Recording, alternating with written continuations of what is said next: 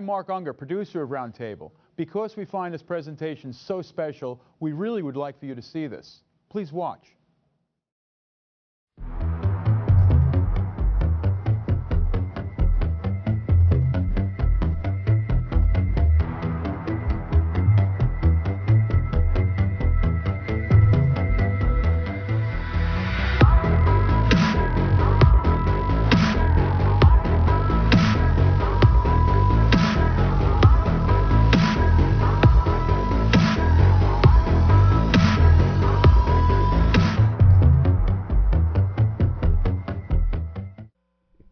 Good evening and welcome to Single Shot at Manhattan Neighborhood Network's Roundtable. Today we will be talking about the borders of what we can consider photography. I have with me Lawrence, a brilliant photographer and an educator from New York University teaching photography, and also a great artist who is creating his work in genre of surrealistic photography. And You're the first person to tell me that. Oh, I'm sorry if I knew it, but you're the first person to actually refer to it. First comes first. Thank you very much, Lawrence, to join us tonight. And it's actually will be a very exciting discussion for me because I personally myself believe that photography need to get a pinch of surrealism in it right now, especially as an art, as artistic media. And what you do is a clear and visible representation of what I believe should be happening. Reality should, if not become secondary, but at least give some breathing room for an artist to work with it. So let's see how you came to see reality and portray reality this way in your art. Oh, I don't feel like I'm betraying reality. I'm enhancing it. Enhancing. That's an interesting approach to it. So you basically adding your art to reality and thus enhancing the reality. That's the approach? Adding whatever makes me giggle to reality. Whatever makes you giggle. So the sense of humor is important. Absolutely. And so let's see how you actually came to see reality and enhance reality and to make yourself laugh from this angle. So what actually made a professor who actually, as I understand, had a lot of training in photography in his life and who actually knows how you should take this proper picture according to Magnum standards to actually see his art this way. Wait, are you saying that? No, I have no idea how to take a picture. I learned how, yes, but I did not have lots of learning experience. I've had none, except for hands-on learning experience. That's the most important one. Oh, okay, there you go. In that case, yes, I've got a lot of that. As I understand, you started to photograph with film photography and then proceeded to actually teach film photography and then switched to digital and started to create images that clearly have anchor in reality but are different. So, well, this whole thing about anchor in reality, I have to say that photography is not reality, even when you're taking something straight out of the camera. It really isn't. I actually have to totally agree with you. Okay. Well, I'm glad we don't have to argue. Absolutely. As I mentioned actually recently to somebody, the only settings at which you more or less accurately portray in reality would be 1/60th of a second shutter speed, ISO at about 120, the aperture at 1.8, and the lens between 35 and 50 millimeters. Everything else just don't even look like reality, not even in a time frame of reality. Well, in my world, as soon as we go from a two-dimensional representation of reality, which is three-dimensional, it's already distorted. Well, that's in a way it is, but let's put it this way. One thing it's really easy for us optically to do is to see two-dimensional reality. That's all we have to do. If we're looking at the reality with one eye, we don't have this triangulation. That's actually not true, because you do have the triangulation even with one eye by just doing that. Well, yeah, if you move from one point to another, the brain will adjust. Right, exactly. Even in but that because you're in a three-dimensional world. But when we're looking at a photograph, especially a printed piece or on the screen, we're only seeing two dimensions. We're getting the illusion of three dimensions by the way we are utilizing light. Oh, actually, there are quite a few techniques that actually converting two-dimensional photography back in three-dimensional Yep, of course. reality with those three-dimensional glasses with 3D printing. Actually, that's one of the recent developments which I yet to try. And there's been photographers. There's one I was able to have the pleasure of sort of hosting about 2 years ago for his 90th birthday. He was one of the founders of, or not, an early member of one of the longest-lasting cooperatives in the United States, art cooperatives, photography cooperatives in the United States, called the Soho Photo Gallery.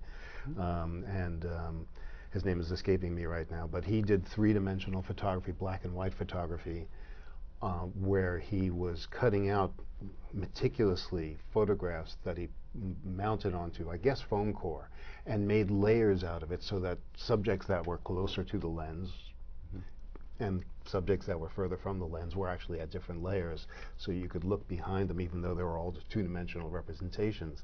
So it was a mechanical three-dimensionality to it. So he was actually correcting the focus for each of the layers, or he was using the focus space in this? I didn't get the full scope of how he was doing everything.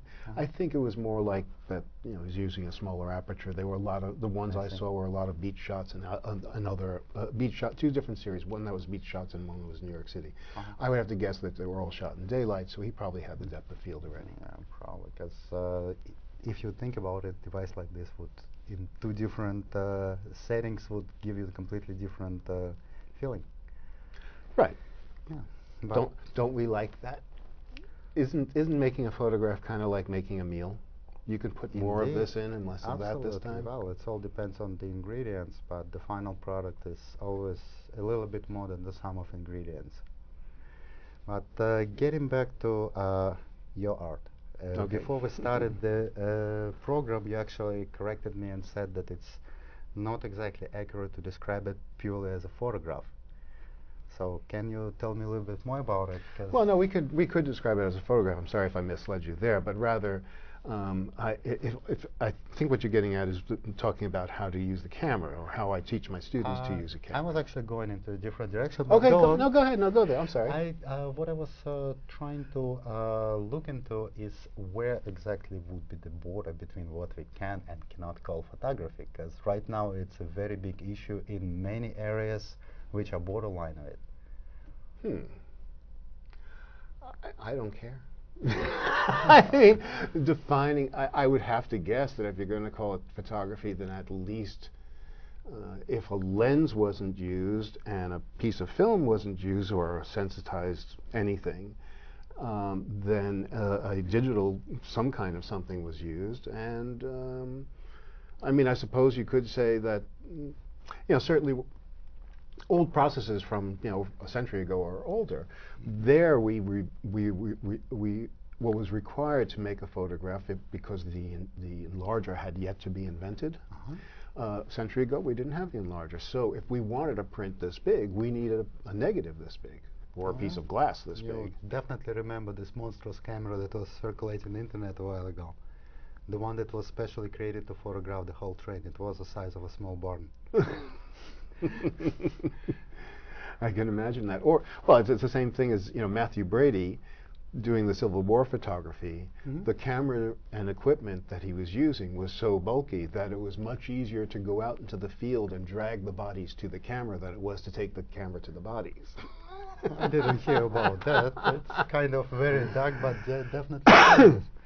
Oh, and you were saying that if lens wasn't used and film wasn't used, but what about camera obscura and no film, just a plate with coating? Oh, right, good point. So in other words, where you I mean, using the camera. Pinhole is by broad definition still the lens, it's just not glass-made lens. Well, I mean, I happen to love pinhole photography, so of course that's still photography. But do you mean pinhole camera or camera obscura, the type that would have a backing on it so that you put a tracing paper? Is that what you're talking about? That's actually the original photography, if you think about it. Of course. In a way, I mean, without not even colors, but even highlights and much of manual labor involving, but still. Yeah, so again, as since we couldn't define what would be the borderline, and we probably will have to agree that there is no border. And no, I don't think we need to know that there's a border. I mean, if somebody is mixing photography with something else, I mean, for example, there was a photographer I'd met. I can't remember this one. I definitely can't remember his name because I've tried many times over the years. But I met him once, and I was impressed with his work, and never saw him again. And it was under circumstances where I should have seen him again. He was a strong. The first person that I met who was strongly committed to the color darkroom, color chemical darkroom. This goes back 35 years at least. And his number one thing was taking essentially translucent or transparent colored things, so pieces of plastic, for example, and mixing them together onto, he was using Cibachrome material, if you remember.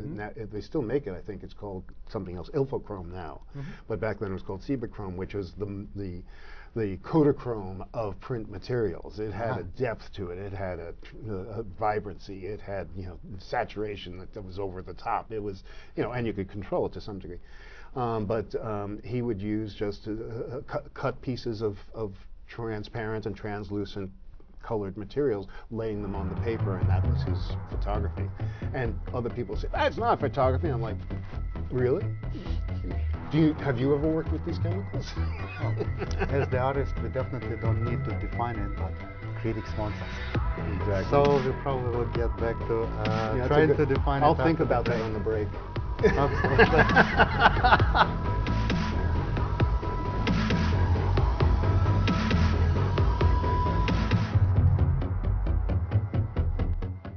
Welcome to Single Trick at Single Shot.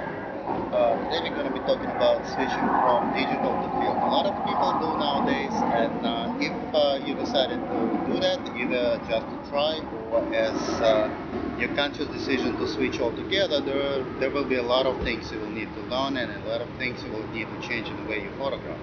But there is one thing that is very important, and you will really have to know it in order to avoid major disappointments. In digital, as you probably know, if you take a photograph, you really have to make sure it's not overexposed. Otherwise, there is nothing you can do. In RAW, white is always white. You can't change it. In film, on the other hand, overexposed image can be corrected through development of the negative, but underexposure sometimes is completely fatal and final. So just make sure that you will change it underexposure for overexposure.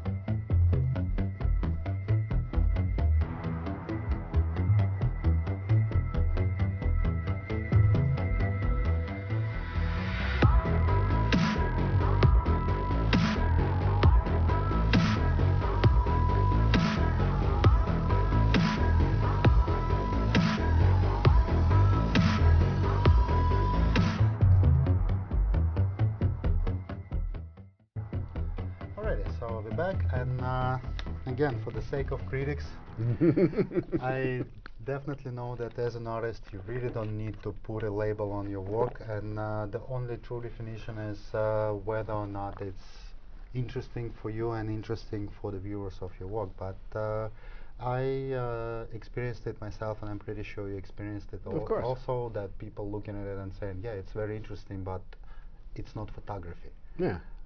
So I had that said to me about a color piece 30 years ago. Oh, it's, I love your work, but everything else I've seen is black and white. This is color.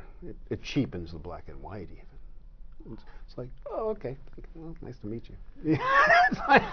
What can you say to something like that? What can you say to the people who were either oil painters or painters just generally on the invention of photography, saying no, photography is not an art, it's mechanical. Well, yes, so is painting. It's quite mechanical. I mean, you have to have great techniques to be able to paint, and You also have to have great techniques to be able to make a photograph, especially in the early days, because you had to mix your own chemicals. They had to be applied to glass plates or metal plates right away, because you couldn't just go down the store and buy this stuff. You had to make it, and then you had to shoot it right away. You couldn't make it today to work with it tomorrow. Absolutely. The material didn't last long enough. And you're using a lot of eggs. There's a lot of eggs involved in photography. Yeah. And so what do you say about that? Okay, so that technical part doesn't count as much as this technical part. By the way, we're brushing it on, and then once that's done, we have to then take it to the next step. No photograph in my world, no photograph that comes out of the camera is necessarily perfect. It's usually not. Even if we're talking about relatively modern, let's say, darkroom experience, where we'd be working with 35 millimeter, and probably the most common darkroom experience that ever occurred in history was 35 millimeter, the most successful format that we ever invented, even though there's hundreds before that. But when you put the negative into the carrier of the enlarger, no matter how much you clean the enlarger, no matter how much you clean the room, no matter how much you clean the negative, it's inevitable that a single piece, a microscopic piece of dust, is going to wind up on the negative when you make the print. And it's so small, you're not going to see it in the light of a darkroom. Naturally. As a matter of fact, you're not even going to see it outside of the darkroom as long as it's wet. You see it when it dries. Indeed. And now what are you supposed to do? Go back and clean start over again? Well, some people would do that, but guess what? That piece of dust, it might have fallen and hit the floor, but a new one has arrived, and it's just in a different place. So we had to take a brush and fix it. Naturally. We had to. It's Well, a very tiny brush with a specific set of Spotone was the one we used for both black and white and color, and then of course we added other things to color. Spotone because it was a set where you bought, if you ever experienced this, a set where you bought 3 bottles, I think it was 5 bottles, 7 bottles, or 9 bottles. Each bottle, a little tiny bottle like this, and there are 9 different colors of black, and you're matching colors by black. 9 different choices. Well, you would have to be completely insane to argue that photo editing didn't exist before digital. I mean, the most popular photo editing tool is called Lightroom for a reason. Yeah, exactly. So it did exist, and but on the other hand, this phrase that haunting everybody who is trying to step outside of standard in the framework approach to photography, it's not out of the camera. Out of the camera seems to have, in a way, value on its own for a big part of population and a big part of actually gallery world as well. Yeah, I don't know how to relate to that. I don't know how to talk about that. I mean, it'd be sort of like saying, I went to a restaurant that I was told was very good, but the meat was cooked. It didn't come just straight from the animal. No, it's exactly. the same thing. It's a raw piece. And I would want to, even if it was completely safe to eat, I love sushi, so I guess that's, something like that. But but today I ordered cooked sushi. I mean, I ordered, I already had sushi last night, so I wanted something else tonight. Of course I won't die if I have sushi twice in a row, but it doesn't mean that there's something wrong with the sushi. I mean, yes, there is if I asked for it cooked and it didn't come cooked. So I can get that, but this notion of that it didn't come out of the camera, this is the first, I've actually not heard that so much. I've been in this field for decades. It's more a recent new thing. I mean, yes, I've heard of it before, and indeed I think I was telling you when we spoke earlier about a series I did that was all out of the camera, where I was doing multiple exposures in the camera. And even there was like, this really was out of the camera. There was nothing really I could do with any of these things, except they became commercially incredibly viable for those it was fashion we were talking about, and I was doing multiple exposures in the camera. That was very valuable to the designers, because this was before we had digital anything, and they were able to show 2 sides of their dress, or 4 sides of their dress in one picture. And in those days, the cost of preparing a picture to put into an ad was expensive, and preparing Absolutely. two was twice as expensive.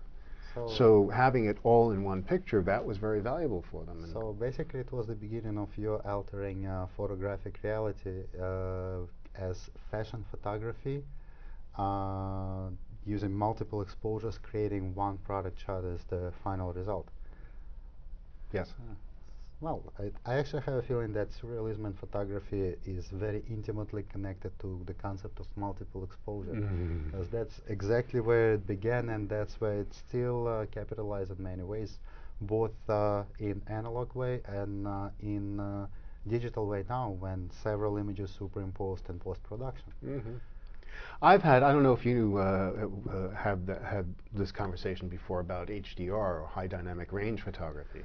I used it myself, and I think we mentioned it at some point, but this indeed is a very interesting concept which didn't exist before in film photography. Yes, it did. How? It was invented a century Oh, ago. actually, I was doing it 20 years ago, 30 years ago. okay, now I guess I'm getting educated. Yeah. I'm listening, Mr. Professor. So you're talking about bracketing on the single shot, and that would create the HDR effect? Yes. Huh. Yes. I would actually I mean, for example, let's go backwards. So when Photoshop, I started with Photoshop 3 before they had layers. Photoshop 4 had layers, and I knew I was getting, because I had bought Photoshop 3 just before Photoshop came out, and they said yes, of course, we'll send you a copy, and you know, fresh copy. We're sending it to everybody, and so I'm dreaming. Literally dreaming, like I'm going to sleep and I'm dreaming about Photoshop. I can't wait. Layers, layers, layers, layers. How many do I have? 3? 10? Not, what is it? 9? I couldn't remember. I think it was 99 the first one that came out. Maybe the second version was 99 layers. I don't remember. But anyway, it was, you know, it was more than 3. Wow! Yeah, and which was more than 1, which is what Photoshop 3 was. In that dreaming, I'm thinking, well, what things? Well, you know, things that you know, you can think about, you know, taking pictures of people that weren't in the same picture, but putting them together in the same picture. Things like that. We knew about. You know, of course, that's not the kind of work I want to do. You know, really, I want to use it for something really useful. And I thought about, at the time, I was doing a lot of ballroom photography, which is to say, not. I mean, I've done the wedding thing and, you know, and such like that. I love doing those things. But what I'm talking about is advertising for major. You know, hotel chains or this, that, the other thing, so they can advertise for their ballrooms for people to utilize. And you know, something with that was I had to go in with an army of assistants, you know, 9 assistants, a truckload of lights, and it was very complex. But I thought about the idea if I did just 3 frames, one that was correctly exposed for you know, one that was correctly exposed for the shadows, one that was correctly exposed for the highlights, the chandelier, and then went into Photoshop, 3 layers, the 4x5 negatives, high resolution. This is back in the day where 1 gigabyte hard drive was 1 gigabyte, not 1 terabyte, was $1,000. We'll need to finish this thought after the break. Okay.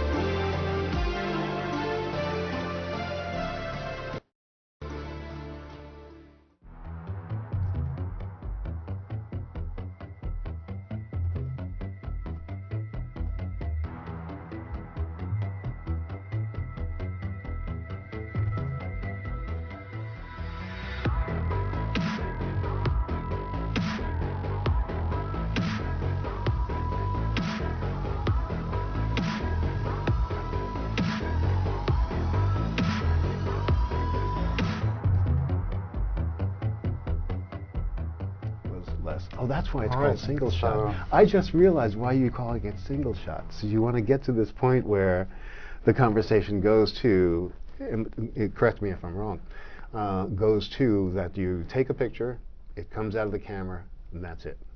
Actually, that's exactly the opposite of what I believe should be happening. Okay, there we go. I truly believe that we're right now at the point where we need to do exactly the same thing as painting did when photography emerged. Because of all the new technology, because of all the developments in artistic photography, we just need to accept that the role of photography in just depicting reality as accurately as it can, if not obsolete, but at least not the only role we should be focusing on.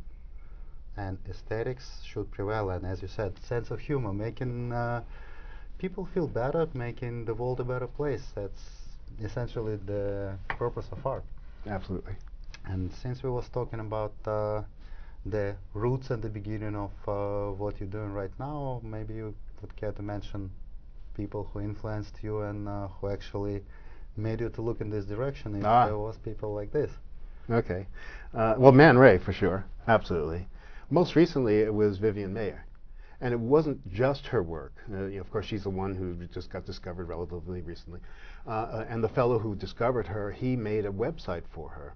And when I was looking at that website, it was logically laid out in a sense. I think it was 5 categories, and one was children, and one was Chicago, and one was New York, and one was self-portraits, and the last one was contact sheets. Mm-hmm. And I'm looking through each category, and I'm going, I wish I could be as organized as she was. Look how organized she is. I mean, she does, she focuses, she does the children. She gets a perfect, a display of children. It's a complete show, and et cetera, et cetera. But then I got to the contacts. Uh-huh. And first there's a shot of a child, and then there's a shot of Chicago, and then there's self-portrait, and then there's the old man that's laying down on the ground, and then she was all over the place. And that gave me the freedom to be me. That I didn't have to beat myself up for wanting to do this and then a minute later wanting to do that. Wow. And that freed me to create what you're calling the distorted, or you called it, what do you? Surrealistic. Surrealistic, okay, yes, yeah. I mean, Dali would be pleased, you have to admit. Yeah, yeah. Well, I think Dali was pleased much of the time anyway. Yeah, he was a very happy man most of his life, I would say. Well, I guess this is essentially what we're all struggling for making the world a better place and to making our art to be satisfactory for us and to achieve this freedom and express this freedom. So thank you very much, Lawrence. Thank you. It was a pleasure, and great pleasure. Good luck with I feel like we just got started, didn't we? I'm pretty sure we will have another conversation to continue this with various questions.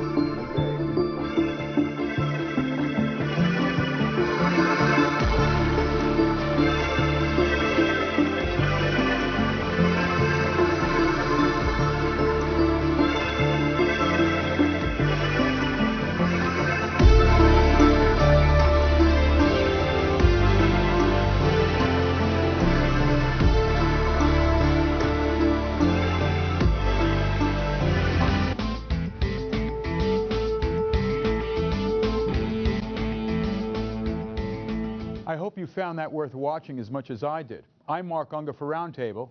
Thanks for watching.